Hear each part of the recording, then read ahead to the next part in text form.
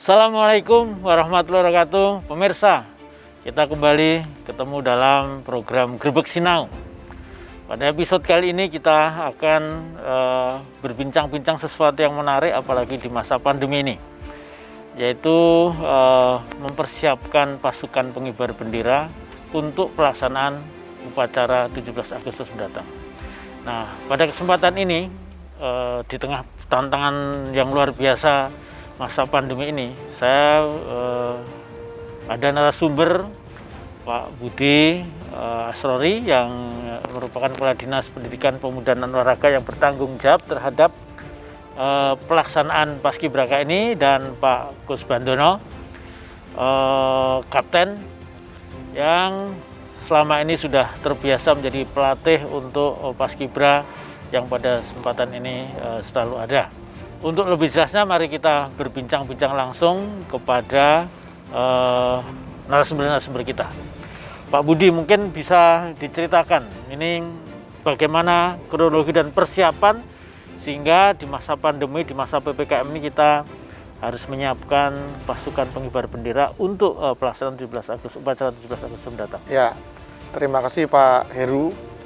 Pemirsa yang saya hormati, kita dari Dinas Pendidikan, Pemuda dan Olahraga Kota Yogyakarta menyiapkan pasukan pengibar bendera ini sejak bulan Februari, menindaklanjuti surat dari Menteri Sekretaris Negara agar kabupaten kota, provinsi untuk persiapan pelaksanaan upacara peringatan Hari Ulang Tahun Kemerdekaan Republik Indonesia. Nah, kemudian kami melakukan seleksi, Pak, siswa-siswa jenjang SMA, SMK dan yang sederajat yang ada di Kota Yogyakarta.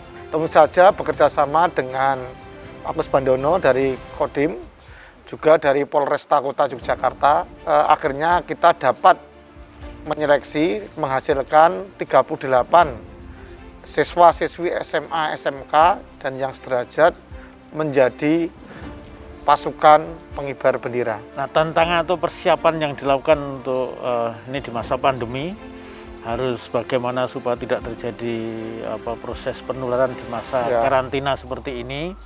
Ini apa yang dilakukan? Nah, ini memang sesuatu yang tantangan bagi kami, Pak, di Dinas Pendidikan Pemuda dan Olahraga.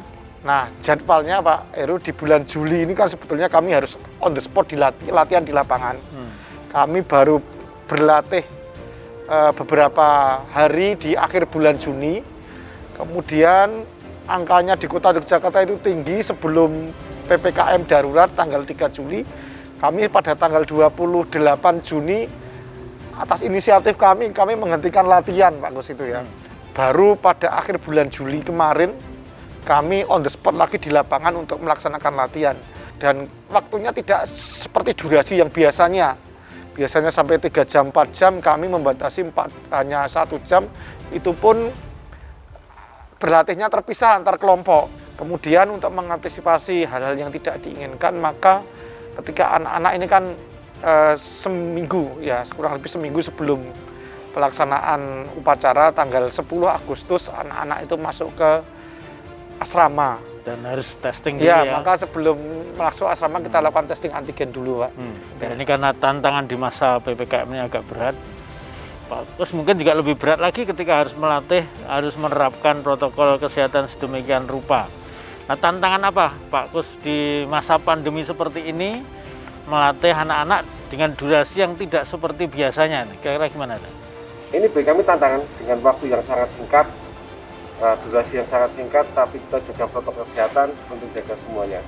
Kita akan latihan itu per kelompok, Pak. Masing-masing dari kami membidangi salah satu kelompok, membina sedemikian rupa semaksimal mungkin agar adik-adik bisa paham. Pada hari Sabtu Minggu kemarin, Pak, itu kita latihan gabungan. Kita hanya punya waktu kurang lebih 2 jam. Dengan apa yang kita lakukan? Dengan kita melatih semaksimal mungkin adik-adik ini per kelompok. Dari pasukan 8, pasukan 17, pasukan 45. Ini alhamdulillah bisa kita laksanakan, dan kemarin kita coba walaupun masih ada kekurangan. Durasinya berkurang nggak dari sebelumnya seperti biasanya sama sekarang?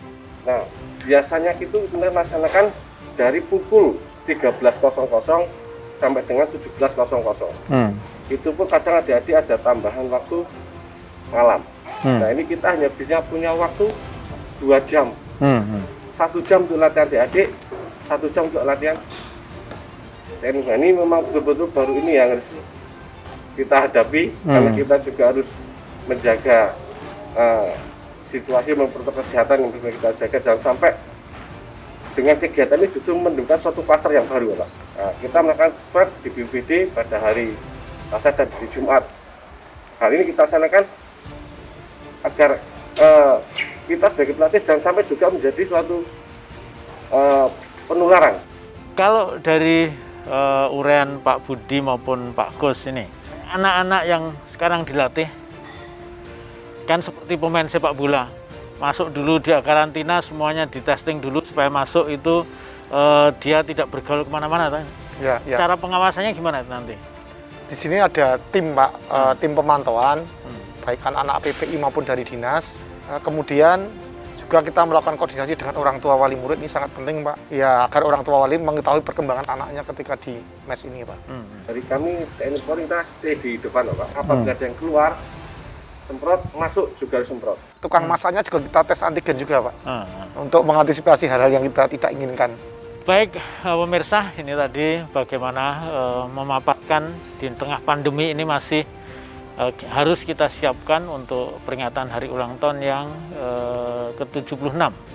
Yang moga-moga ini nanti bisa terlaksana dan kita upacara 17-an nanti bisa menyaksikan pasukan pengibar bendera yang ada di halaman Balai Kota bisa tampil memberikan kebanggaan bagi kita semuanya, dan semuanya merasa meskipun di tengah pandemi di masa PPKM, rasa kebanggaan kita, rasa nasionalisme kita, rasa sukacita kita karena memperingati hari ulang tahun kemerdekaan ini nanti bisa tetap tersalurkan.